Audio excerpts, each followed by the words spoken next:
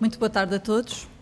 Vamos então iniciar a audição da IP Infraestruturas Portugal sobre a operacionalidade de infraestruturas e transportes, na sequência de requerimento oral do PS.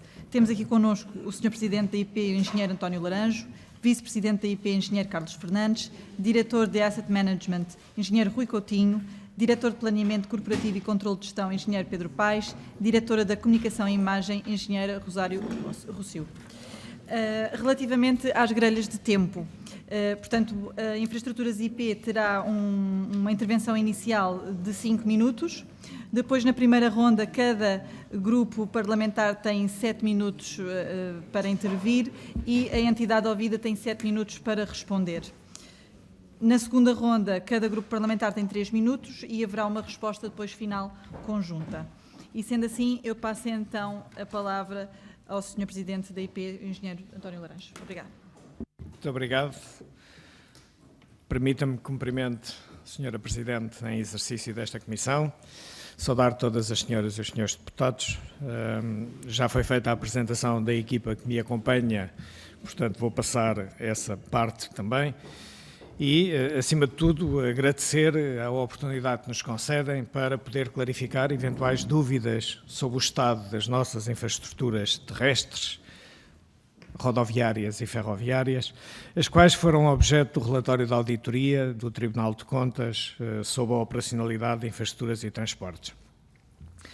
Tive a oportunidade, naturalmente, até pelo cuidado que isso me obriga, de ouvir as audições anteriores, quer do Tribunal de Contas, quer do CSOP, e importará desde logo sublinhar, naquilo que a IP diz respeito, no fundo, a forma como têm decorrido estas interpelações e, no fundo, estes esclarecimentos, uma forma que permitam considerar construtiva, e construtiva não só pela percepção generalizada de que as infraestruturas sob gestão da IP não colocam em causa a segurança de pessoas e bens, mas também pela confiança que a IP atuará sem transigir naquilo que é a interdição ou o condicionamento sempre que, em qualquer infraestrutura, sempre que estiver em causa uma questão de segurança. Portanto, estes são princípios basilares. No entanto, parece importante nesta altura, e utilizando estes minutos que tenho para este início, para esta intervenção, clarificar ainda alguns temas que têm merecido diferentes interpretações. Desde logo, no que se refere aos planos PETI 3+, basicamente, e àquilo que diz respeito ao Ferrovia 2020. Tem sido feita uma correlação direta entre aquilo que é a subexecução destes planos e uma eventual inoperacionalidade das infraestruturas rodo- e ferroviárias, o que, em nosso entender, não é totalmente correto. Como sabemos, tanto o PETI 3+, como o Ferrovia 2020 são planos de investimentos cuja maior relevância incide na construção de obra nova, designadamente sobre novas linhas férreas, sobre a eletrificação das existentes ou até sobre a reativação de algumas que estavam abandonadas. Resulta, por isso, daqui que é evidente que não se pode estar a falar de inoperacionalidade de coisas que não existem. Quando muito, poderá ser afirmado que quaisquer diferimentos na execução do Ferrovia 2020 pode significar igual efeito na disponibilidade das obras, mas isso efetivamente não significa inoperacionalidade. Um outro aspecto sobre os indicadores de desempenho, também várias vezes aqui referidos, e para clarificar o que são estes indicadores. Desde logo, os indicadores de desempenho do estado da infraestrutura são indicadores globais que são baseados em conjuntos de ativos que caracterizam quer a rodovia, quer a ferrovia, no seu todo, e são apurados pela regular atividade de monitorização, de fiscalização, de inspeção e diagnóstico. Basicamente, é esta as componentes que determinam os indicadores. Servem para programar as necessidades de intervenção e nunca para aferir a segurança ou a operacionalidade das infraestruturas, e esta é uma diferença essencial que também parece estar já devidamente apreendida. Os indicadores permitem definir uma estratégia e prioridades em que se fundamenta todo o nosso plano de investimentos, quer de curto, quer de médio prazo da empresa, e otimiza a gestão de recursos disponíveis na capacidade de resposta de manutenção para a manutenção de um nível de serviço adequado aos utilizadores das infraestruturas rodoferroviárias nacionais. Também dizer que os indicadores de desempenho são públicos, são divulgados através da imprensa e estão disponíveis no website da empresa, contrariando aqueles que certamente por desconhecimento ainda teimam em afirmar o contrário. A determinação destes indicadores segue padrões e metodologias comuns a esta atividade e são praticadas pelas diferentes congêneres europeias, daí que não seja estranho que todas elas apresentem igualmente infraestruturas em estado insatisfatório ou a necessitar de intervenção. Eu já me irei referir a isto novamente, seria estranho era que não tivessem infraestruturas nessas condições. Falamos de países com capacidade económica. Daqui nem consigo ver. 5 minutos, ok. Então, fico já por aqui. Se assim entenderem, fico já por aqui. Tenho mais 1 minuto. Tenho uma página a mais, portanto. A determinação destes indicadores segue padrões e metodologias comuns a esta atividade e praticados pelas diferentes congêneres europeias. Era estranho que elas não tivessem infraestruturas a requerer atenção ou até em estado insatisfatório. Aliás, mais do que estranho, era de todo impensável que assim acontecesse e já vos irei mostrar oportunamente alguns desses exemplos. Falamos de países com capacidade económica bem mais relevante do que Portugal, como por exemplo a Suíça e a Áustria, são alguns dos exemplos. Ainda sobre esta matéria, importa dizer que a evolução dos indicadores tem sido positiva, eu diria até bastante positiva ao longo dos anos, com particular incidência nestes últimos, e que se no passado não existiram evidências de inoperacionalidade das infraestruturas por degradação da sua condição, menos expectável será supor que tal possa acontecer no presente ou no futuro, dada a trajetória que estamos a seguir.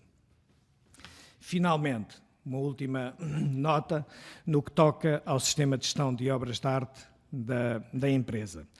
No que diz respeito a este sistema de gestão, importa salientar a confiança que temos neste sistema, o chamado SEGOA, e nos indicadores que o mesmo permite obter para cada uma individualmente, para cada uma das mais de 7.600 obras de arte que temos no nosso parque rodo e ferroviário.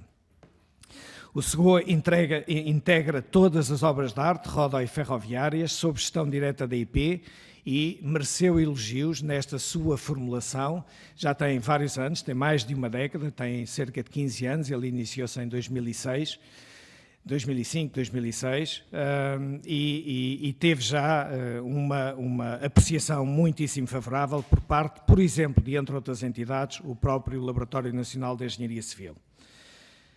Dizer ainda que alcançámos em 2019 os números mais baixos de obras classificadas com o estado de condição insatisfatório de toda a história da empresa e temos na rede rodoviária nacional apenas 1,4% destas obras, as quais estão já com projetos em desenvolvimento ou com empreitadas em curso. Na rede ferroviária nacional temos 1% das infraestruturas classificadas como insatisfatória, já com projetos ou com empreitadas a decorrer. Estes números são o reflexo de um esforço enorme de investimento, sem precedentes, e que os resultados obtidos são bem mais favoráveis do que aqueles que vemos em congêneres nossas, nomeadamente Escócia, França e Estados Unidos, que também trago aqui exemplos. Para fechar, a IP, em 2018, consignou e estão em curso 27 intervenções de reabilitação e reforço de obras de arte, em 27 obras de arte, com um total de 26,6 milhões. Em 2019, consignámos empreitadas para 15 obras de arte, totalizando um investimento de 14,3 milhões de euros e temos cerca de 100 milhões de euros em contratos de conservação de corrente que estão a decorrer. Para terminar, e agora mesmo para terminar, referir que este ciclo de intervenções que temos para a rede rodoviária nacional e rede ferroviária é, como em todas as nossas congêneres, programado para que as intervenções sejam efetuadas em infraestruturas que delas necessitam e o equilíbrio existe quando a disponibilidade das mesmas não é afetada para o serviço a que se destinam, ou seja, permitir a mobilidade das pessoas em segurança. Era só. Muito obrigada, Sr. Presidente. Passo então a chamada. Passo a palavra ao Sr. Deputado Hugo Carvalho, do PS. Muito obrigado, Sr. Presidente, Srs. Deputados. Começo, evidentemente, por saudar a IP, na pessoa do Sr. Presidente, o Engenheiro António Laranjo, agradecer a explicação que foi dada, mas aproveitaria para, nesta fase inicial, contextualizar porquê do Partido Socialista ter feito um requerimento oral para ouvir infraestruturas de Portugal. Um requerimento oral que era condicionado, porque quando da entrada do requerimento do Grupo Parlamentar do PCP para ouvir o Tribunal de Contas e o Conselho Superior de Obras Públicas, nós entendemos que então seria importante ouvir aqueles que têm a responsabilidade direta de fazer a gestão dessas infraestruturas, tendo deixado a consideração que essa mesma audição estaria condicionada às reuniões anteriores da sua oportunidade. E após a reunião com o Tribunal de Contas, pareceu-nos que era imprescindível que a IP prestasse estes esclarecimentos. Porque na reunião que decorreu com o Tribunal de Contas, nós, em determinado momento, utilizamos, e o grupo parlamentar do PSD, que, entretanto, na audição seguinte, teve uma linguagem mais moderada, utilizou expressões como o estado catastrófico das nossas infraestruturas. Bom, na primeira audição com o Tribunal de Contas. E, portanto, era muito importante para nós que pudéssemos, com serenidade, podermos agora debater o estado da nossa rede rodoviária, ferroviária, no seu todo. E a primeira pergunta que eu lhe colocaria seria precisamente, pegando nessa reunião que agora referi, se considera que a nossa rede de infraestruturas em Portugal está num estado catastrófico de manutenção. Bom, no nosso entendimento, no entendimento do Grupo Parlamentar do Partido Socialista, extrapolar estas considerações com base no relatório do Tribunal de Contas parece-nos claramente empolado. Permita-me que, entroncando nesta pergunta, faça uma segunda, que é se considera que com os dados que a IP disponibilizou ao Tribunal de Contas, não tendo, e depois de ser prestado esse esclarecimento para o Tribunal de Contas, em que nenhum engenheiro participou na construção do referido documento, se a análise das tabelas que foram aqui apresentadas em escalas de cores, em que alarmantemente se olhava para os vermelhos e para os laranjas como uma situação de iminente necessidade de intervenção, se considera que essa análise é suficiente para nós produzirmos as conclusões de que a nossa rede de infraestruturas está no mau estado. Porque parece-me muito importante nós termos um discurso de serenidade, a realidade do nosso país, que nós podemos visualizar no nosso dia-a-dia, não me parece que se coadune com essa abordagem do Tribunal de Contas, que, aliás, me parece estranho em determinados momentos, porque o âmbito inicial do próprio relatório, se nós formos ver, não condiz com depois a estratégia, com o desenvolvimento do próprio trabalho. Portanto, muito mais do que uma análise relativamente a custos, relativamente à execução, foca-se muito em aspectos de manutenção. Dá um pouco a entender de que se procurou aqui alguma análise simplista, na minha opinião, sem o devido conhecimento técnico dos dados que eram apresentados pela IP. Depois, para continuarmos nestes esclarecimentos por parte da IP, parece-nos muito importante fazer algumas perguntas complementares.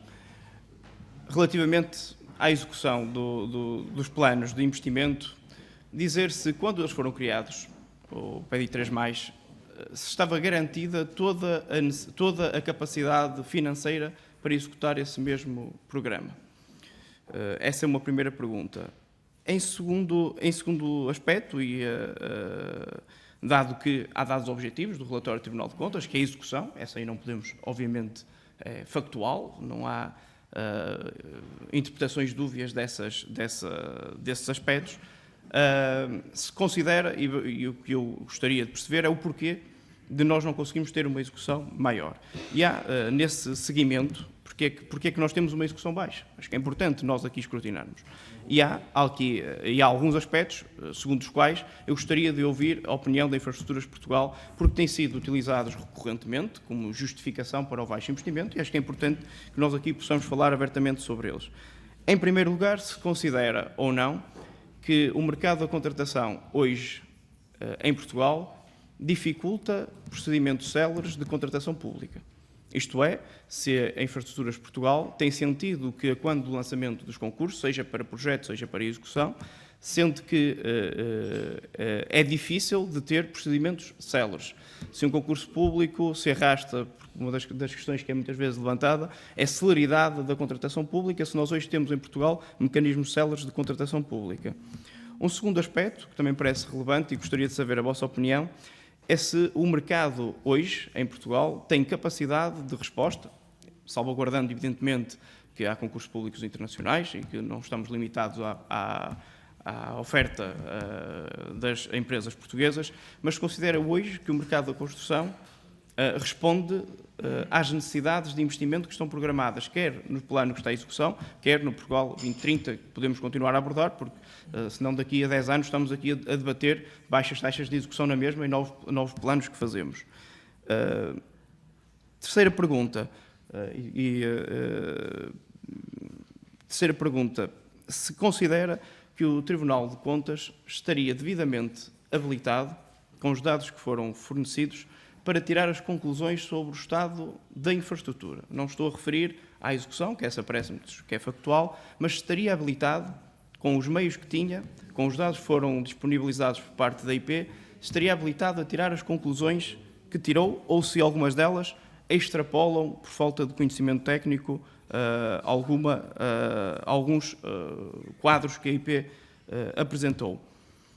E, por fim, gostaria também de saber, por parte das Infraestruturas de Portugal, se consideram que o plano do Plano Nacional de Investimentos, o 2030, se considera que a concretização desses investimentos dão resposta àquilo que são também as prioridades de investimento que internamente a própria Infraestruturas de Portugal identifica, portanto perceber se há uma adequação entre aquilo que foi uma proposta, que foi complementada também com um debate na Assembleia da República, com contributos de todos os partidos, se esse Plano Nacional de Investimentos dá resposta àquilo que são as necessidades que a Infraestruturas de Portugal também identificou de investimento na nossa rede rodoviária, ferroviária e portuária.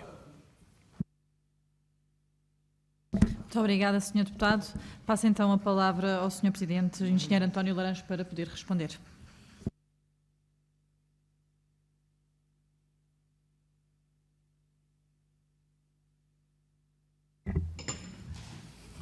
Duplamente obrigado. Estas questões, ver se não me escapa nenhuma, começando logo pela primeira, se a rede está catastrófica, enfim, penso que da intervenção que tive a oportunidade de fazer logo no início, é bem evidente que a rede não está nem de perto nem de longe catastrófica. A rede cumpre com todas no fundo, com os requisitos para os quais ela existe, no fundo, para permitir a mobilidade e a mobilidade em segurança, e isso é também aquilo que nós temos em termos de contrato com o Estado, é aquilo que nós temos que assegurar enquanto Infraestruturas Portugal. Portanto, não está efetivamente, nem está catastrófica, nem perto disso, tem naturalmente necessidades de intervenção, que são aquelas que também temos vindo a fazer e que correspondem aos planos de investimento, quer de curto, quer de médio prazo, que a empresa tem. Depois, se a análise das tabelas e se retira destas tabelas que foram apresentadas estas ilações. Eu quis dizer isto de uma forma mais cordial, que tem a ver com a forma como se interpretam efetivamente os dados. E a forma como se interpretam os dados tem muito, permitam-me esta utilização de simbologia, a radiografia deve ser interpretada certamente por um médico que a saberá ler, mas se for um dermatologista terá uma leitura, se for um pneumologista terá outra leitura. Portanto, não vou naturalmente comentar a forma como os dados foram interpretados, aquilo que reafirmamos é que quando se olha para um conjunto de dados que são indicadores de desempenho do estado da infraestrutura, e está lá bem explícito que significa que requer atenção, pois tem que requerer atenção, e é exatamente por requerer atenção que nos permite antecipadamente lançar tudo aquilo que são todos os procedimentos para poder intervir no espaço de tempo que esse requer atenção ou que esse estado insatisfatório obriga de acordo com os procedimentos, que são procedimentos, eu diria, generalizadamente internacionais para este tipo de obras. Portanto, não é direto que se possa inferir inoperacionalidade de infraestruturas por elas requererem atenção. Aliás, permitam-me só salientar que talvez não haja memória de se poder chegar a uma situação ou de se poder identificar uma situação em que há uma infraestrutura, seja ela uma obra de arte, seja ela uma via rodoviária, seja ela uma via ferroviária, que tenha ficado inoperacional por degradação da sua condição. Ou seja, as vias podem ficar ou condicionadas ou podem até ser interditas se eu estiver a intervir, se eu estiver a fazer uma intervenção qualquer, ou nos casos em que, de uma forma menos programada, há, por efeito de uma qualquer intempérie, há a queda de um talude, há uma barreira, há qualquer outro tipo de abatimento que é necessário intervir. E isto não é consequência da degradação do estado da infraestrutura, é sim consequências diferentes. Eu, sobre essa matéria, tenho também elementos. Nós temos, neste momento, creio que são 12 ou 13 obras, ou melhor, 12 ou 13 entre obras de arte e vias que estão condicionadas, das quais, salvo erro, 6 ou 7, e já tenho esse elemento, daqui a pouco já vos mostrarei com certeza, terei essa oportunidade. 6 ou 7 são obras de arte que estão condicionadas em termos daquilo que é a sua capacidade, o peso, no fundo peso, ou a próprio tipo de viaturas que lá passam. Por razões de quê? Por razões de que estão a ser feitos projetos e enquanto a obra não é lançada no terreno, ela é condicionada nos casos em que isso acontece. Não é por uma degradação natural, é efetivamente porque há fiscalização, há monitorização, há toda a inspeção que é feita e que determina essas intervenções. Porquê é que não temos uma execução maior? Por várias razões. Poderíamos recuar muito no tempo, e isto em relação aos PETI 3+, ao Ferrovia 2020, podia recuar muito no tempo. Não vou recuar no tempo, vou situar-me apenas naquilo que são os dados objetivos dos desvios relativamente à execução em 2019. E nestas, as razões para estes desvios, 40% do desvio está em contratos que estão em execução, ou seja, desvios na capacidade de executar os contratos das empresas e esses são desvios que dificilmente nós conseguimos controlar, a não ser com a aplicação de penalidades e com os mecanismos que os contratos nos conferem e que estão a ser utilizados. Depois temos alterações de programação, são 17, aliás, antes disso, atrasos nos processos contratuais 17%, alterações de programação 14%, processos em contencioso 8% e por aí fora.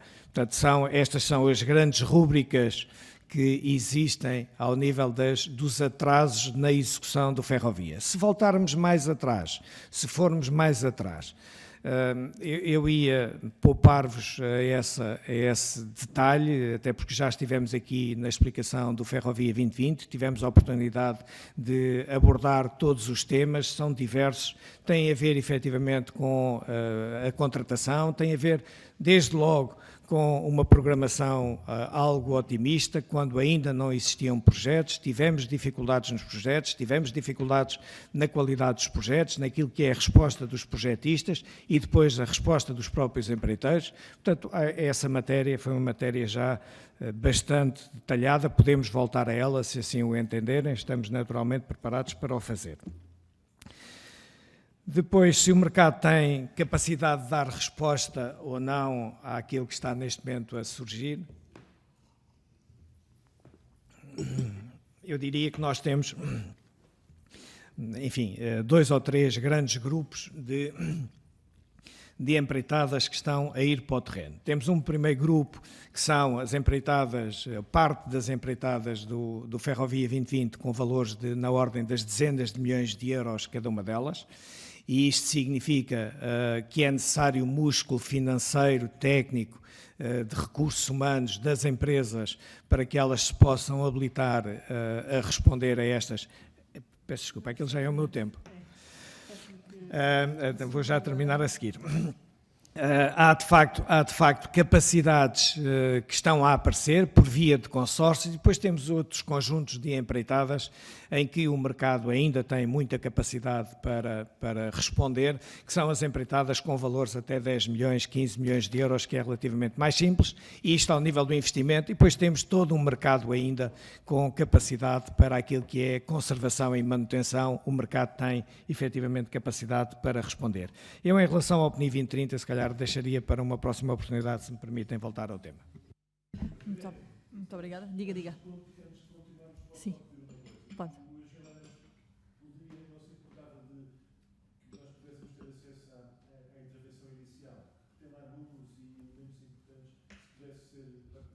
Claro que sim, com todo o gosto. Farei chegar até por e-mail à Comissão, sim, sem qualquer problema. Não tenho qualquer problema. Agora, então, com certeza que sim. São 5 páginas, portanto. Mas podem enviar por e-mail a mesma. Se conseguirem enviar por e-mail a mesma, agradecemos. Muito obrigada, então, Sr. Presidente. Passo agora a palavra ao Sr. Deputado Emílio Guerreiro. Obrigado. Muito obrigado, Sra. Presidente. Cumprimentá-la, os colegas também, Sr. Presidente das Infraestruturas de Portugal, mais a equipa que o acompanha. E eu começaria por dizer o seguinte, que o PSD não acompanha o Partido Socialista nesta forma como tem vindo a categorizar, a catalogar o papel do Tribunal de Contas.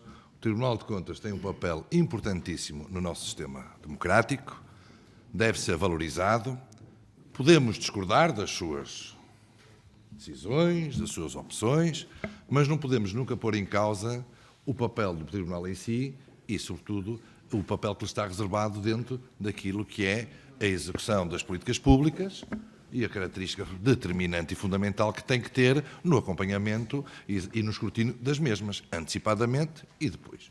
E por isso esta cabala, chama-me assim, que o Partido Socialista tentou montar ao longo de 3 audições com esta matéria, é de facto um aspecto que o PSD lamenta pela forma como trata o Tribunal de Contas e como pretende reduzir o seu papel. Independentemente, podemos discutir aquilo que foram as metodologias utilizadas, as formas como se chegaram a determinadas conclusões, isso é outro assunto.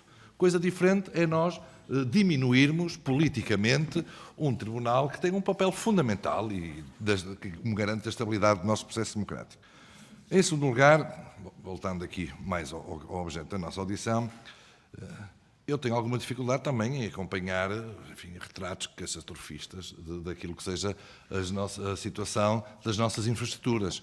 Mas, Sr. Presidente, convenhamos que há pontos negros, chamamos-lhes assim, que permanecem ao longo dos anos e que criam uma percepção nos cidadãos. E as percepções, muitas vezes, valem mais do que as próprias realidades. E quando as percepções se mantêm ao longo dos anos por inação ou por incapacidade de se irem resolvendo esses pontos negros que vão ganhando visibilidade pública, não ajuda de facto a um escrutínio mais isento, se calhar, mais ponderado, mais calmo da situação.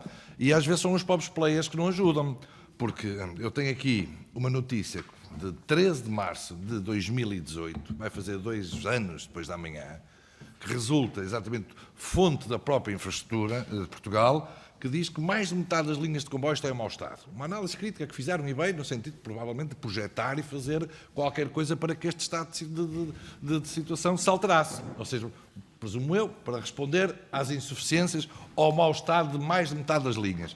Mas 2 anos depois, já em março de 2020, o que é que nós temos? Mais de metade precisam das obras, resulta exatamente da análise do Tribunal. Mas qualquer coisa aqui que venha ajudar à tal percepção. Ontem discutimos um projeto de resolução, penso que será o 6º, sobre o 225, já não sei se o do Partido Socialista foi discutido ontem na Comissão, se era o 5º ou o 6º apresentado nesta Comissão, sobre o 225.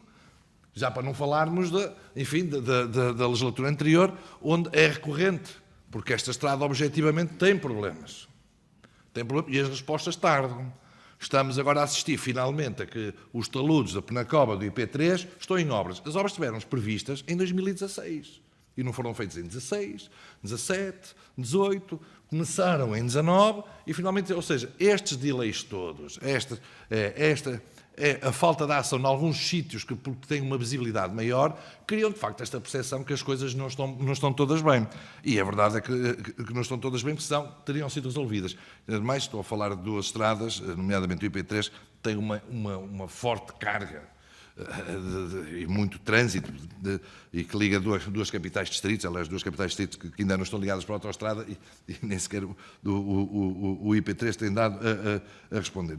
E por isso, quer dizer, o que dá aqui um pouco também, e gostaria que respondesse, é aquilo que foi sendo a evolução dos investimentos em manutenção ao longo destes períodos.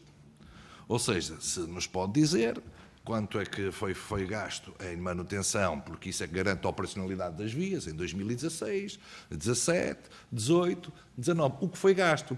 Porque nós sabemos uma coisa, Sr. Presidente, e já discutimos isso várias vezes nesta Comissão, e eu, fico já claro, percebo que a responsabilidade não é das infraestruturas, muito menos da equipa dirigente que quer executar. É que os orçamentos são sempre bons, até porque nós aprovámos-nos aqui, e são sempre bons. As infraestruturas de Portugal começam sempre o ano com um orçamento impecável. E é desta que se vai fazer isto, aquilo e aquilo outro. Mas em 2019 foi metade. A execução. Não sei se nos consegue confirmar que em 2017, eu não tenho aqui o papel, é de memória, andava perto dos 40%. Isso tem a ver com debates que já fomos tendo na legislatura anterior.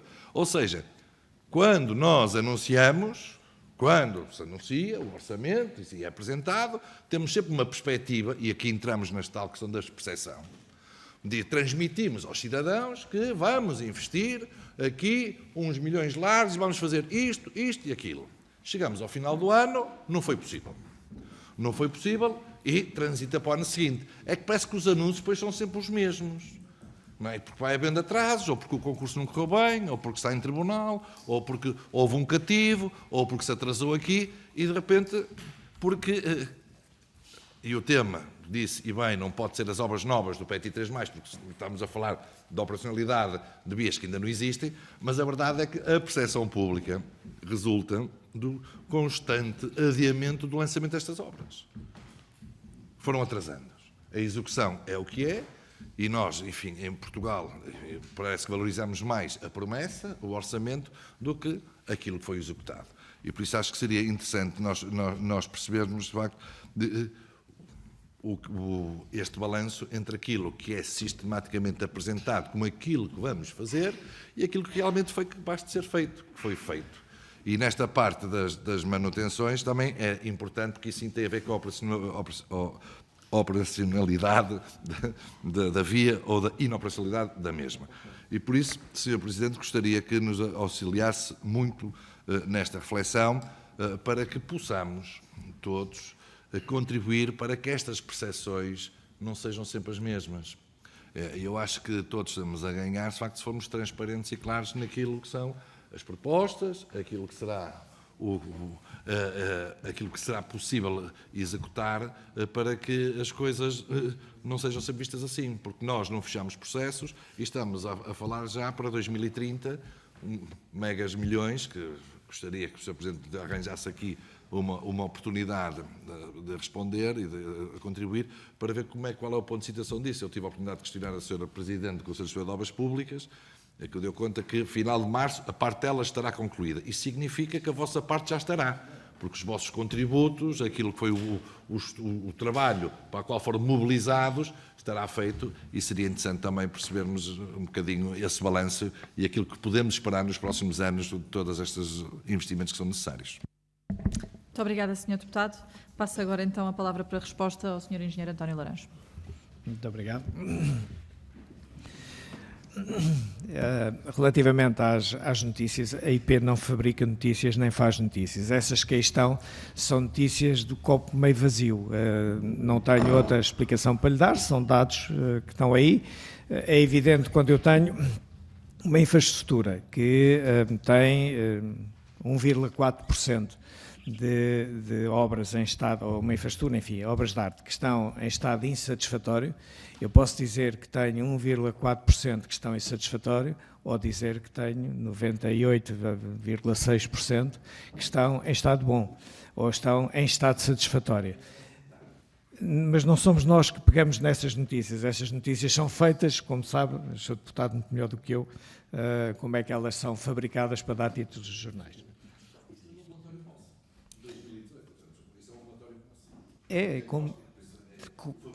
Naturalmente, como aquele que tem estado aqui em discussão, também é um relatório com base em indicadores nossos, porque ninguém foi para o terreno fazer outras avaliações que não a IP, essa sim tem competência para as fazer e fala-as no terreno. Portanto, são efetivamente dados nossos. Agora, a forma como eles são depois trabalhados e apresentados, têm várias formas de serem feitos. Mas permita-me também que lhe dê um esclarecimento, entre outros, podíamos ir a cada um deles em particular. Os taludes de Penacova foi uma obra que, como o Sr. Deputado também com certeza sabe, foi uma obra que foi adjudicada, o empreiteiro não teve condições para executar, tivemos que rescindir com o empreiteiro, resgatar o contrato, voltar a colocá-lo em concurso e depois disso, naturalmente, fazer uma adjudicação. Como compreendo, não é um processo que se faça em... Às vezes demora mais, infelizmente, e também tenho dados que posso apresentar sobre essa matéria. Não depende da IP essas questões. A evolução que nós temos, desde 2011, eu penso que esta série, de 2011 a 2019, é uma série já suficientemente robusta para lhe poder dar nota daquilo que são os investimentos ferroviários e a manutenção ferroviária. Eu não tenho nenhuma projeção, mas neste gráfico que aqui está, ou neste quadro que aqui está à esquerda, à vossa esquerda temos o investimento ferroviário, à direita temos a manutenção ferroviária, desde 2011 até 2019. E aquilo que nós vemos é, claramente, os dados estão aqui, posso disponibilizá-los, não tem qualquer problema, aquilo que nós vemos é, efetivamente, o maior volume de investimento que tem vindo a ser feito e, portanto, tem a trajetória que aqui está. Se olharmos para a componente rodoviária, a situação é similar. Este valor de investimento que aqui está tem a ver com o túnel do Marão e, portanto, estamos a falar de investimento absolutamente pontual e depois tudo o resto que nós temos entre investimento rodoviário e conservação rodoviária. A última é 2019, penso eu, exatamente, a última é 2019.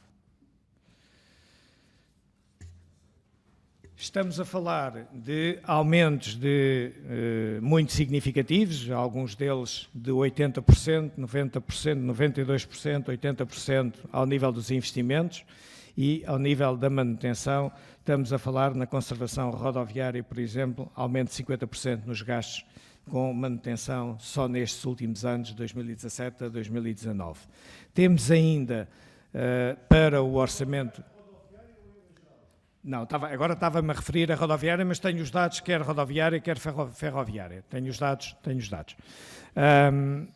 Naquilo que diz respeito ao orçamento para 2020, o nosso orçamento para 2020 tem um aumento de investimento e um aumento do orçamento, quer para atividades de investimento, quer para atividades de conservação, de 43%, e tem só para atividades de conservação 31% de aumento de 2020 em relação à execução de 2019. Portanto, estes são os valores que nós temos para trabalhar. A execução é aquela que nós conseguimos fazer, está dito, mas os dados que aqui tenho são dados já consolidados, já não estou a falar em relação a outra coisa, são dados consolidados. Portanto, são dados que fazem parte das nossas contas. Carlos, quer... É uma questão que eu agradeço a pergunta, porque de facto permite-nos esclarecer as duas notícias que mostra, no fundo, fazem uma interpretação muito semelhante dos nossos relatórios e, volto a dizer, dos nossos relatórios. Nós temos 4 níveis de estado de situação das infraestruturas. E eu vou ler os títulos, que é importante.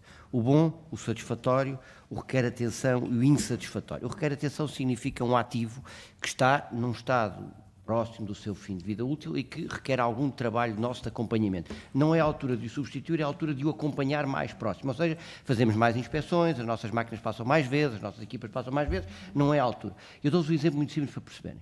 Nós temos 2.600 km de via. Nós não fazemos manutenção nos 2.600 no mesmo ano. Imagina que a gente faz 100 km por ano. Ou seja, ao fim de 26 anos voltamos ao mesmo quilómetro. Quando nós chegamos lá, o ativo está próximo do seu fim de vida e, portanto, temos que o olhar com mais atenção. Não é que esteja insatisfatório, está a aproximar a sua altura de se fazer manutenção. E, portanto, aquilo que é insatisfatório é, de facto, aquilo que já passou esse limite e que nós temos que intervir. Como todos sabem, nós tivemos um período, digamos, da Troika, em que o país, de facto, foi obrigado a fazer uma contenção muito forte das suas despesas e, obviamente, isso teve impacto na manutenção. E, obviamente, que se criou ali um período em que houve menos manutenção e nós estamos a tentar lutar contra isso e recuperar, mas estamos, obviamente, não se faz tudo num ano. E há, do ponto de vista, a ferrovia tem vários ativos, digamos assim, nós não tratamos como um todo, ao contrário da notícia. Nós temos via, nós temos os taludes, nós temos aparelhos de via, as chamadas agulhas, as pontes, os túneis, os encravamentos, ou seja, a parte da sinalização, o sistema ATP, ou seja, o convelo, temos a catenária e temos as subestações. De todos estes ativos, aquele que está em pior situação é a via. Depois temos os aparelhos de via, as agulhas, que estão juntos com a via, portanto a via e o aparelho de via aparecem um ao pé do outro, e depois temos túneis e temos catenária. Só dá-vos uma situação do que se passa aqui. Túneis, tínhamos 2 túneis em situação, não SE5, mas SE4, ou seja, insatisfatório, mas ainda em SE4, ou seja, manutenção em 2 anos. Um era o túnel de Caído, como sabem, Caído Marques está resolvido, o túnel está como novo, agora precisa de uma nova intervenção daqui a 30 anos, daqui a 40 anos. Segundo problema, o túnel de Mourilho, um túnel na Beira Alta, entre Mangualde e Solurico, um túnel com 300 metros, também em SE4, também tem uma intervenção, vai ser resolvida ao nível do Ferrovia 2020, o concurso vai ser lançado no dia 30 de março, está prevista, no fundo, a eliminação deste túnel e, portanto, este problema acaba, esta situação resolve-se. Túneis. Via, tínhamos problemas a nível do Linha do Leste, Douro, Caído Marques está resolvido, era um dos problemas, e Marco Régua, um bocadinho, e Régua Pocinho. Régua Pocinho está a haver intervenções da nossa manutenção no Ferrovia 2020, está em resolução. Linha do Leste, está a haver intervenções da nossa manutenção, está em resolução. E o outro troço era um troço, há muito tempo complicado, entre o VAR e o Porto, que está nesta altura uma obra já adjudicada e elas não podem ser feitas as duas ao mesmo tempo. Espinho Gaia está adjudicada, vai entrar em obra em junho. Quando esta estiver praticamente acabada de andar segundo, resolvemos o problema praticamente da via. E, portanto, obras de arte não temos na ferrovia nenhuma em SE5. Portanto, aquilo que foi considerado nestas notícias é que o que estava sob observação e o que estava mal eram 15% e que está praticamente tudo resolvido ou em vias de resolução, o que estava sob observação eram 47%. Foi somado tudo e foi de 62%. Os 47% são troços de via espalhados pelo país, que estão próximos do seu fim de vida, mas que não estão ainda para lá da sua condição, nunca de segurança, nem de manutenção. Obviamente tem um bocadinho mais de custos de manutenção, estão a ser acompanhados por nós. Isto é o panorama atual da situação dos ativos de ferrovia. O problema maior era via, mas 15% estão em vias de ser resolvido com estes investimentos que estão a ocorrer. Muito obrigada. Ficou por responder, permita-me só, Sra. Presidente, ficou por responder, não vou responder agora, mas vou juntar, porque já vinha de trás também a pergunta sobre o CNI 2030, portanto, terei a oportunidade ainda. Muito obrigada. Passo então agora a palavra à deputada Isabel Pires, do Bloco de Esquerda. Obrigada, Sra. Presidente. Cumprimentar o Sr. Presidente de Infraestruturas de Portugal, toda a sua equipa.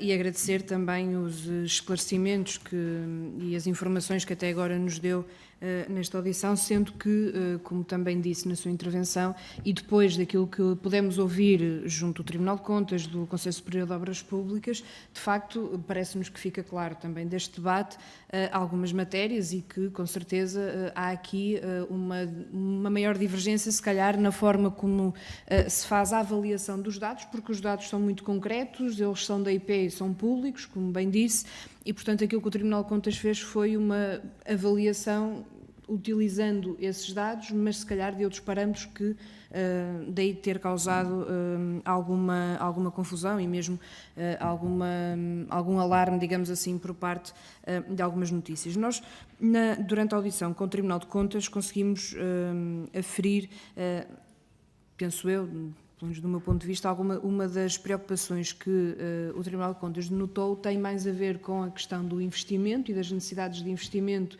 na parte da manutenção e não, obviamente, em questões de segurança, porque essas têm sempre que ser avaliadas pela Infraestruturas de Portugal, que é quem tem a capacidade técnica para fazer essa avaliação.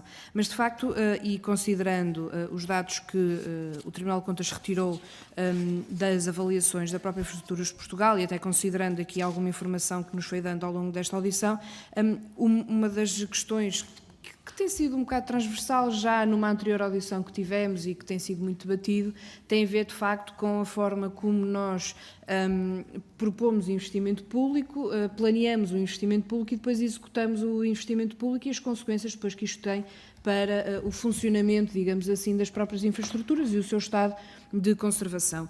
E a questão que eu lhe queria deixar tem a ver exatamente com isso, ou seja, considerando os dados que foram colocados no relatório do Tribunal de Contas e conjugando com a informação que nos deu aqui agora, o número de obras de arte consideradas como estando em situação de poder eventualmente necessitar a médio prazo, nos próximos anos, de alguma manutenção, se este número significa que deveria ter havido um investimento na manutenção mais consistente e mais coerente ao longo dos últimos anos. Estamos com este tipo de número do ponto de vista do insatisfatório, mas também o anterior, o que requer atenção, que precisa de ser alvo de atenção para um futuro investimento e significa, neste momento, o trabalho está a ser feito para que se possa agendar desde já esse tipo de investimento para que tentar evitar ao máximo que possamos ter um número mais alargado de obras de arte com um indicador de insatisfatório e que, portanto, aí precisará mesmo de intervenção e, portanto, desse ponto de vista do planeamento, que análise também é que a própria IP tem feito relativamente às obras de arte, tanto na ferrovia como na rodovia, relativamente a esta matéria. Uma última questão que lhe queria colocar e que na altura ficou também um pouco pendente da análise do próprio relatório tem a ver com a rodovia e com a fiscalização daquilo que não é feito pela Infraestruturas de Portugal, porque estará concessionado. E que é parte, e o próprio relatório do Tribunal de Contas refere que há determinadas obras de arte, nomeadamente na ferrovia, que não são, pelo menos ao que está no relatório, que não faz essa análise porque não está concessionado, que não estará, por isso é que eu faço essa questão. Para tentarmos perceber se, de facto, a Infraestruturas de Portugal, quando faz esta análise, faz a análise a toda a rodovia, incluindo aquela que está concessionada ou não, para o caso de não fazer, se os parâmetros de análise utilizados são os mesmos que a Infraestruturas de Portugal utiliza. Eu faço esta questão porque nos ficou essa dúvida da leitura do próprio relatório do Tribunal de Contas, que dá, de certa forma, a entender que, de facto, essa inspeção e essa avaliação não será feita. Uma última questão tem a ver com a via férrea, como bem referiu, do ponto de vista dos números que têm para nos indicar, será aquele que estará com maiores necessidades de tudo aquilo que é avaliado dentro das infraestruturas ferroviárias, aquilo que necessitará de, se calhar, um maior investimento, falou aqui em 15% de investimento futuro, se bem percebi, a nível da via férrea, se consideram ou se têm algum estudo relativamente ao impacto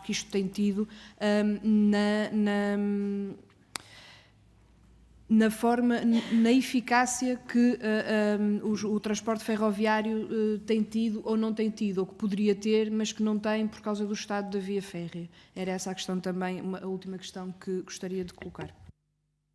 Muito obrigada, Sra. Deputada. Passo então a palavra ao Sr. Presidente, Engenheiro António Laranjo. Muito obrigado.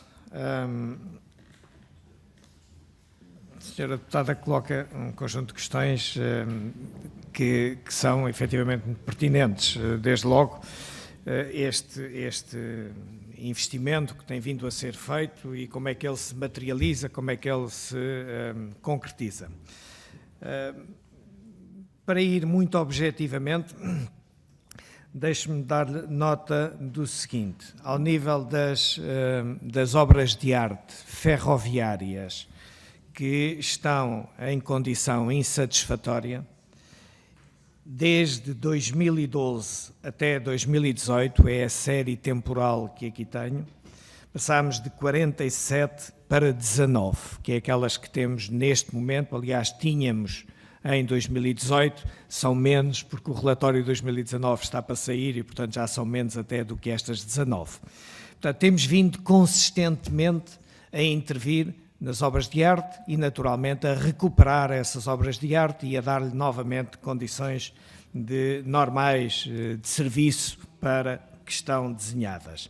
Na rodovia, tínhamos numa série que vai de 2011 até 2018, em 2011, 164 obras de arte em condição insatisfatória.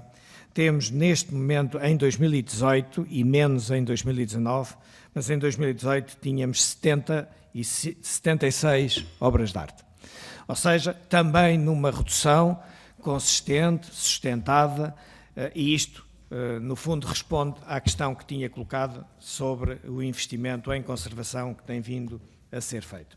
Em relação às restantes obras de arte que existem por este país fora, e estamos a falar não só da rede concessionada, da rede subconcessionada, da rede das autarquias, só para falar em algumas delas, a IP não é responsável. A IP não tem, obviamente, dados, a não ser os dados que naturalmente acompanha, quer na rede subconcessionada. A rede subconcessionada, toda ela tem sistemas de gestão de obras de arte ou iguais ao nosso, utilizando o nosso sistema, o SEGOA, ou tem sistemas que são similares a este, e este sistema é um sistema que é perfeitamente integrado no SEGOA.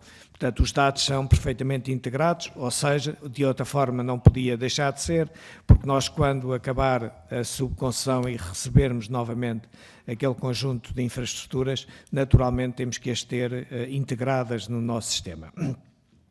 Quer na rede subconcessionada, quer na rede concessionada, é evidente, tem os mesmos critérios que nós utilizamos e tem o mesmo monitorização, avaliação, fiscalização, que as inspeções que fazem a toda a rede da mesma forma.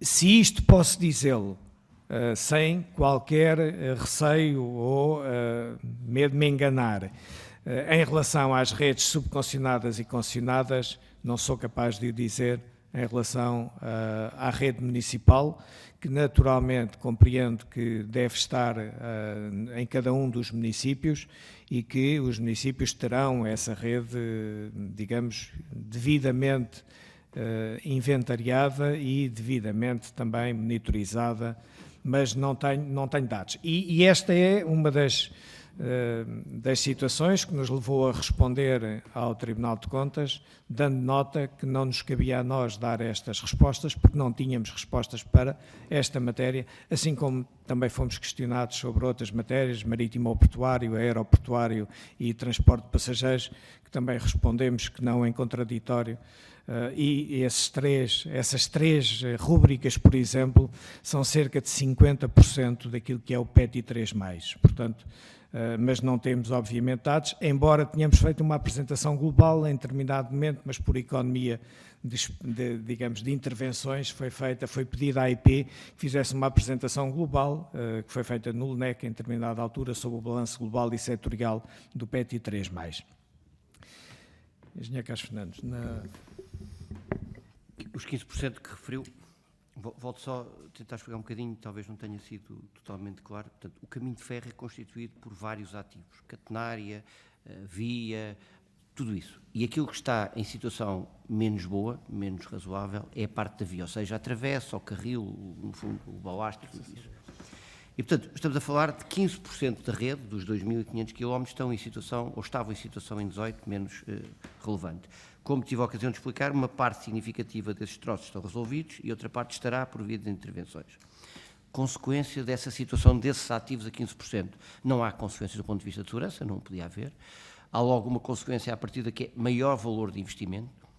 Dou-vos um exemplo. A Beira Alta está, como todos sabemos, também próximo do seu fim de vida útil. A Beira Alta tem as últimas grandes intervenções na Beira Alta, são da década de 70 e de 80. Portanto, nós vamos adjudicar até ao final deste mês todas as empreitadas de modernização da linha da Beira Alta, desde a Pampilhosa até à fronteira. Parte estão já propostas para ser abertas, portanto, tudo isso. Mas foi preciso ir fazendo intervenções. A Beira Alta, há coisa de ano e meio, chegou a ter, porque era preciso fazer manutenção, porque havia, de facto, a infraestrutura que já estava, de facto, em situação próxima do fim da sua vida útil, e foi preciso reduzir a velocidade dos comboios, porque a infraestrutura já não tinha a capacidade para reduzir, para aguentar, no fundo, o que a tinha há 40 anos atrás. Qual o impacto para os passageiros e para as mercadorias? Perde-se tempo. Foi preciso fazer um conjunto de investimentos da nossa área de manutenção durante 5 ou 6 meses e repusemos a Beira Alta outra vez com o mesmo, digamos assim, o mesmo tempo de percurso original. Só que isso durou um ano. Estamos já outra vez com cerca de 20 minutos de penalizações na Beira Alta, porque estes investimentos, obviamente, desperdiçam-se ao fim de 6 meses. Portanto, a principal consequência é essa. Mais ações de manutenção, mais recursos gastos, até fazer a grande intervenção. O Ovar Gaia e o Espinho Gaia é exatamente a mesma coisa. Temos intervenções de manutenção pesadas, repetidas, dinheiro gasto, mas que têm uma vida útil muito menor do que quando a infraestrutura está nova. E, portanto, até vir a operação, a intervenção de modernização, que está agora para ser adjudicada, a da Beira Alta a mesma coisa, que resolve definitivamente todos estes problemas. Vai existir na Beira Alta, as intervenções na Beira Alta é um conjunto de intervenções de modernização, que tem sinalização, tem algumas correções de traçado, tem toda a renovação da superestrutura. Aumenta, no fundo, alisamos a velocidade média, ou seja, eliminamos alguns troços em que era obrigatório reduzir a velocidade. Como sabem, o PETI 3+, foi desenhado para as mercadorias e, portanto, os troços Corredor Norte, Corredor Sul e ligação a Galiza consomem cerca de 2/3 do investimento global e muito focado na área das mercadorias. Vamos investir na Beira Alta, vamos eliminar todas as passagens de nível, vamos construir um conjunto de estações técnicas para aumentar a capacidade para os comboios de mercadorias, vamos corrigir alguns traçados poucos, mas de facto a modernização é muito virada para o transporte ferroviário. Mas temos uma linha nova. As principais consequências são essas. Enquanto não renovamos, gastamos mais dinheiro, temos mais ações de manutenção e temos algum tempo perdido naquele percurso. Muito obrigada. Passo agora a palavra ao deputado Bruno Dias, do PCP. Obrigado, Sra. Presidente, Srs. Deputados. Começo por cumprimentar o Engenheiro António Laranjo e toda a equipa da IP aqui presente, agradecendo desde logo a informação que têm vindo a transmitir, a partilhar com esta Comissão Parlamentar e registámos logo na sua intervenção inicial, digamos, para já uma coisa que é importante, que foi chegarmos a esta reunião já com o enquadramento, considerando e tendo em conta o que foi até agora a abordagem feita nas reuniões anteriores com as outras entidades. E registámos que o Sr. Engenheiro, o Sr. Presidente da IP, valorizou a abordagem construtiva que procurámos aqui ter, pela parte do PCP, que digamos que desencadeou este conjunto de audições. Logo demos acordo, naturalmente, à proposta de que a IP fosse ouvida após as entidades terem vindo cá. Da parte do PCP, eu julgo que mesmo na própria redação do requerimento que deu origem às audições, procuramos situar o problema onde pensamos que ele está, que é não nas discussões sobre segurança ou especulações sobre segurança, mas sim nas questões das necessidades de investimento, nas abordagens do ponto de vista do planeamento e de necessidades e prioridades relativamente ao futuro. E, portanto, é isso que temos procurado fazer numa abordagem que, ao fim e ao cabo, que é a nossa ao longo dos anos, não de alarmismos, mas de alertas quanto à necessidade de reforçarmos o investimento público nestas infraestruturas e as condições para a sua execução, para a execução desse investimento. Ora bem, o que nós colocávamos, e eu julgo que o andamento deste debate aqui na Comissão acabou desde o início por estar bem encaminhado do ponto de vista de não confundirmos as coisas. Agora, há aqui elementos que devem ser, digamos, questionados relativamente ao tal esclarecimento das consequências, das ilações daquilo que devemos fazer em função do que está retratado. É evidente que depois nós podemos escolher qual é a parte da fotografia onde queremos fazer o zoom. E depois o zoom até pode dar uma imagem muito feia. Agora, são factos objetivos, o Engenheiro Carlos Fernandes acaba de dar este exemplo, aliás, são informações complementares. O 1, qualquer coisa das obras de arte, o 1, qualquer coisa por cento das obras de arte que levanta problemas, e nós temos a consciência de que se trata precisamente de infraestruturas com outro grau de exigência na sua conservação, com outro melindre, digamos assim, do ponto de vista da engenharia e da segurança. E, por outro lado, acho que nos acaba de dizer, e voltou a esclarecer, que é precisamente na via, dentro da rede ferroviária, é na via que as situações estão menos favoráveis, pelo menos, desde logo, conforme está retratado em 2018, nos elementos que vieram no relatório do Tribunal de Contas. Ora bem, e portanto aí, essa parte chamava a atenção e levantava algumas perplexidades, os tais 2/3, né, 62,2% da situação da via na rede ferroviária em que o Estado carecia de investimento ou adequado apenas para o curto prazo. Ora bem, a questão que se coloca tem a ver com as intervenções que, aliás, já mencionaram, falando desde já acerca deste ponto. Quando mencionaram as intervenções, pelo que eu percebi, linha do leste, linha do Douro, linha do norte na parte Ovar-Gaia, pelo que eu percebi, a questão que se coloca é, realizadas essas intervenções, algumas estão feitas na linha do Douro, já salvo erro, alguma coisa na linha do norte, feitas essas intervenções, mais as que falta fazer do que está aí colocado, qual é a perspectiva que se coloca relativamente, digamos, à fotografia que daí resulta? Qual é a evolução desse ponto de vista? E desde logo esta questão que nós colocamos. O Sr. Engenheiro, na sua intervenção inicial, falava da diferença entre a execução de planos que apontam essencialmente para a obra nova, e fez essa distinção, e aquilo que tem a ver com a conservação, manutenção, seja na rede rodoviária, seja na ferrovia. Eventualmente, e essa reflexão também foi partilhada pela engenheira Ana Terceira Cabral do QSOP quando veio cá, eventualmente há aquela ideia que se pode interiorizar de que situações com algum estado de degradação da infraestrutura ficam, se calhar, resolvidas por natureza a partir do momento em que a obra de construção, ou já não é RIV, é mesmo alteração mais profunda daquela infraestrutura, que na prática será a tal modernização da linha do Oeste, por exemplo, ou o que se pretende fazer em relação ao Alentejo. Bom, mas a questão que se coloca é, até essas obras se realizarem, estamos perante infraestruturas com um estado de degradação, não estes que eu exemplifiquei, outros são mais preocupantes, que exigem uma resposta mais imediata. O tal investimento de curto prazo que a própria IP traduz na sua, salvo erro, C4 ou C5, ainda pior, não é? E, portanto, é essa questão que nós gostávamos de colocar, que é a obra nova versus a manutenção do que existe. E eu pedia-vos que nos pudessem dar uma avaliação e um retrato sobre essa matéria. O sistema de gestão de obras de arte, o SEGOA, ficou claro para todos, e não é um problema imputável à IP, o facto de este sistema incluir apenas as obras de arte sob gestão da IP. O que isto coloca é o problema da dispersão da informação disponível para o Estado português, para o país. E essa é uma questão que eu também queria suscitar. Ou seja, julgo que a vossa opinião também é útil para equacionarmos esta discussão, que é o IMT que tem a competência, a vocação para gerir essa informação? É o IMT? É a AMT? É o LNEC? Porque se nós tivermos que bater a 300 portas ou a 400 portas para termos depois o quadro geral do que temos no nosso país, julgo que isso é um problema que acaba por ser refletido, mas não inteiramente analisado no relatório do Tribunal de Contas. O Tribunal de Contas, no seu relatório, acaba por evidenciar essa situação, embora não discorrendo muito sobre ela, porque depois concentra-se na evidência. Nós bem questionamos sobre o problema daquilo que não aparece na evidência, que é os outros 500, ou os outros 1.500. Portanto, esta é uma questão que nós também gostávamos de colocar. Mesmo para terminar, queria colocar esta questão que tem a ver com as necessidades de investimento face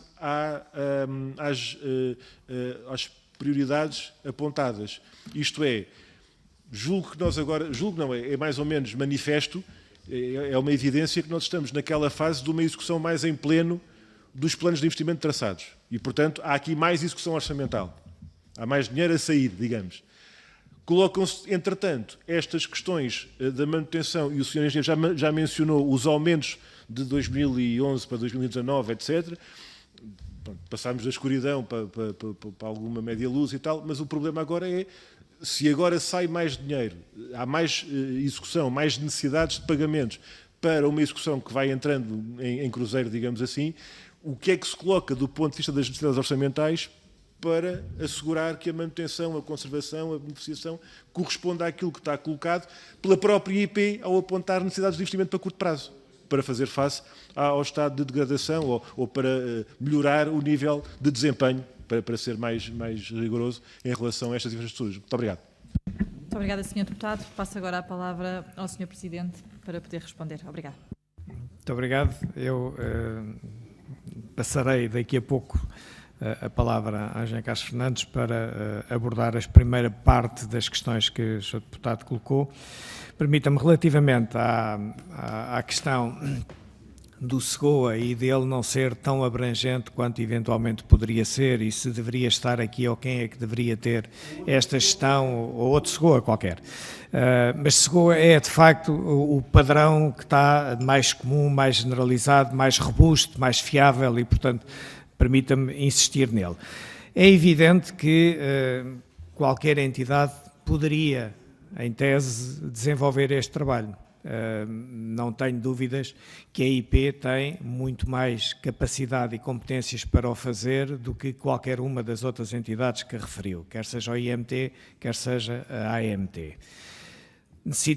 Para isso necessita, obviamente, recursos, quer físicos, quer financeiros. Estas coisas não se fazem para carregar no SEGOA mais um conjunto de obras de arte, é necessário elas poderem ser acompanhadas, vistoriadas e, portanto, há todo um outro trabalho de inspeção que é necessário fazer e isso tem recursos.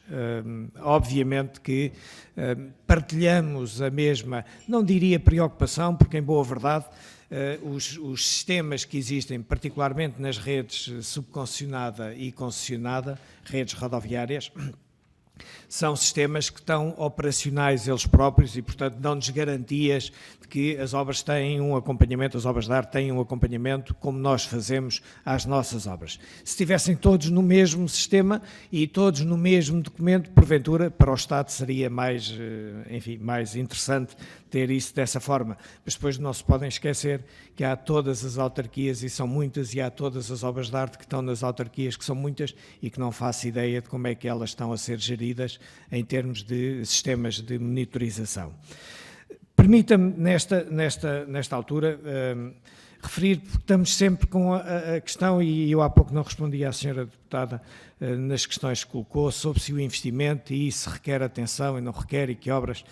Se nós olharmos para, permitam-me, este é um quadro com a rede rodoviária e, portanto, com aquilo que são as obras de arte.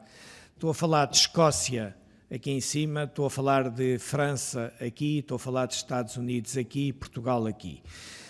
Só para citar este exemplo, estamos a falar de 5% de obras de arte naquilo que é para nós o estado insatisfatório e que tem 1,4%, e estamos a falar depois ainda de 13% de obras de arte que requerem atenção. Ou seja, o panorama, aliás, basta ver pelos vermelhos, o panorama é o mesmo. Obras de arte na rodovia, nos Estados Unidos, estamos a falar de qualquer coisa como 56 mil obras de arte que estão em condição deficiente estrutural, ou estruturalmente deficientes. Isto é o que está nos sites de cada uma das nossas congéneres, quer sejam as congéneres europeias, quer sejam, neste caso, Estados Unidos. Mas poderia falar sobre a rede ferroviária, onde nós temos 1% de obras de arte que estão classificadas com o estado insatisfatório. O que está aqui a vermelho, e isto estamos a falar de Suíça, Áustria e aqui Portugal, estamos a falar de obras de arte, de toda a rede ferroviária em obras de arte está também ela em condições, neste caso da Suíça, exemplo, estamos a falar de 15% neste ano de 2016, que é o dado que eles têm mais recente no seu site. Portanto, há efetivamente sempre necessidade de intervenção e não é este número que tem, digamos, qualquer preocupação para nós.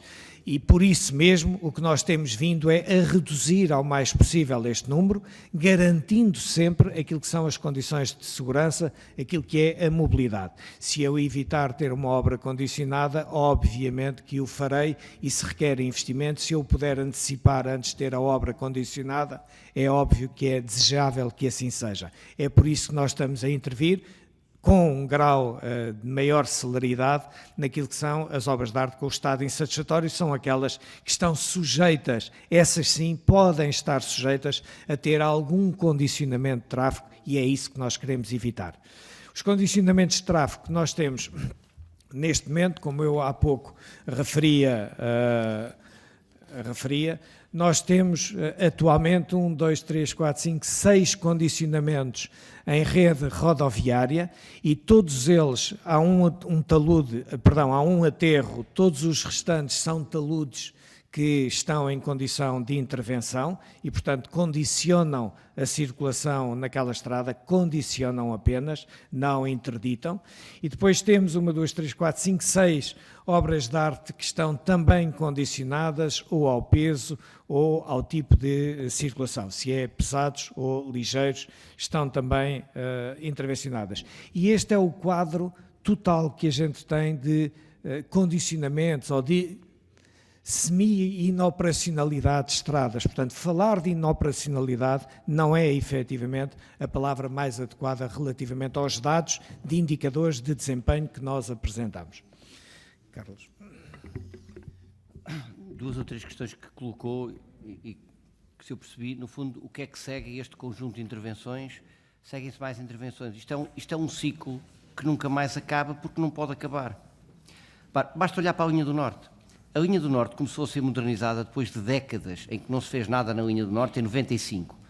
Vamos acabar a modernização da linha do Norte em 2023. O que é que segue a isso? Um novo início da modernização / grande manutenção na linha do Norte, porque os primeiros troços que fizemos a manutenção pesada há 30 anos vão precisar daqui a 4 ou 5 anos novamente começar. E, portanto, este ciclo na rede nunca mais acaba, nem pode acabar. E, portanto, é um processo longo, demorado, com ciclos. Quando nós pegarmos novamente no primeiro troço que intervimos há 30 anos, ele vai estar no amarelo, vai estar sob fiscalização nossa, sob avaliação nossa, porque vai precisar de nova intervenção e cada vez mais difícil, porque cada vez teremos mais comboios a passar na linha do Norte. Este plano Ferrovia 2020, o PETI 3+, uma grande parte da sua componente é manutenção pesada. Ou seja, nós temos novas sinalizações, novas eletrificações, temos desvios ativos na linha do Oeste, temos um troço novo no Évora Norte, Elvas, mas uma grande parte, o que vamos fazer na linha da Beira Alta, a grande parte, vamos gastar 650 milhões na linha da Beira Alta. 90 milhões são nas estações técnicas, aumento de capacidade. O resto é essencialmente manutenção pesada, ou seja, é requalificação da infraestrutura e colocação ao serviço de uma infraestrutura para mais de 30 ou 40 anos. Portanto, grande parte do investimento é feito com fundos comunitários, mas virado essencialmente para a manutenção, para a reposição dos níveis e para, no fundo, ter uma infraestrutura outra vez nova, requalificada, pronta para muito mais anos. E, portanto, no fundo, é esse o grande plano, é essencialmente um plano de manutenção. Eu não resistiria a dizer que, no fundo, a questão da centralização das obras de arte, não há nem de perto nem de longe uma entidade em Portugal com a capacidade sequer semelhante às equipas de engenharia nesta área de obras de arte e túneis. Eu que tenho uma parte desta área, que sob minha responsabilidade, estou absolutamente descansado face à qualidade, ao know-how, à capacidade, ao empenho destas equipas no acompanhamento das obras de arte. E, portanto, apoiamos muitas vezes municípios, nem vou citar casos, municípios pequenos, municípios grandes, com a capacidade das nossas equipas, que muitas vezes se deslocam aos concelhos onde há problemas com obras de arte e apoiamos diretamente as câmaras, como é óbvio, desde câmaras pequenas a câmaras grandes, não têm a capacidade, nem podem ter, que nós temos, e, portanto, tivéssemos nós mais recursos e, além das nossas, apoiaríamos com certeza ainda mais aquelas obras de arte mais significativas que estão sobre gestão das outras entidades, sejam câmaras, sejam outras entidades, métodos e por aí fora. Muito obrigada. Acabamos assim então a primeira ronda. Para a segunda ronda... não?